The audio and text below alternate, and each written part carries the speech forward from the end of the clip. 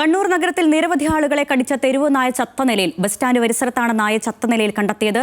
താവക്കര ഭാഗത്ത് 39 പേരെയാണ് ഇന്ന് തെരുവ് നായ കടിച്ചത്.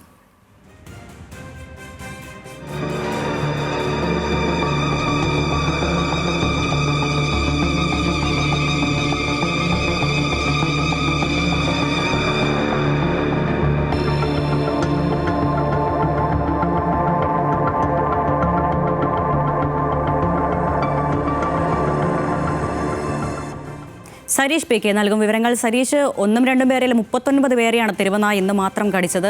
സ്വാഭാവികമായും വലിയ ഭീതിയിലായിരിക്കും ആളുകളെല്ലാം. ഇനിയിപ്പോൾ ഈ നായ്ക്ക് പേവിഷബാധയടക്കമുണ്ടെന്ന കാര്യങ്ങളൊക്കെ അറിയാൻ പരിശോധന അടക്കം നടത്തുമല്ലോ.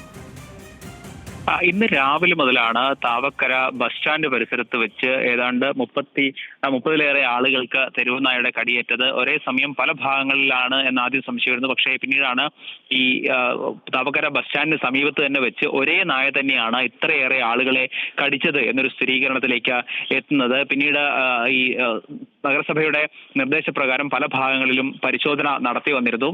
ഈ പരിശോധനയ്ക്കിടയിലാണ് ഈ ബസ് സ്റ്റാൻഡിന് സമീപത്ത് തന്നെ നായയെ ചത്ത നിലയിൽ കണ്ടെത്തിയത്.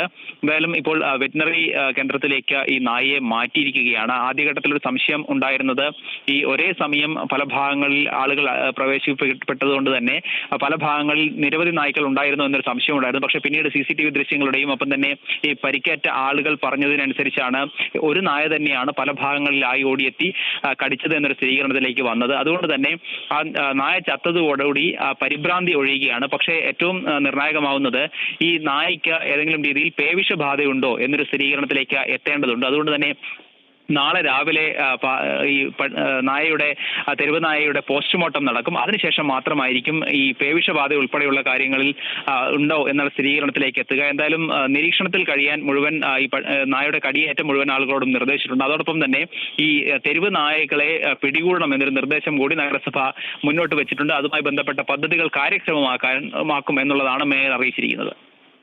ശരി, സരീഷ് പി.കെ. ആണ് കണ്ണൂരിൽ നിന്നും വിവരങ്ങൾ നൽകിയത്.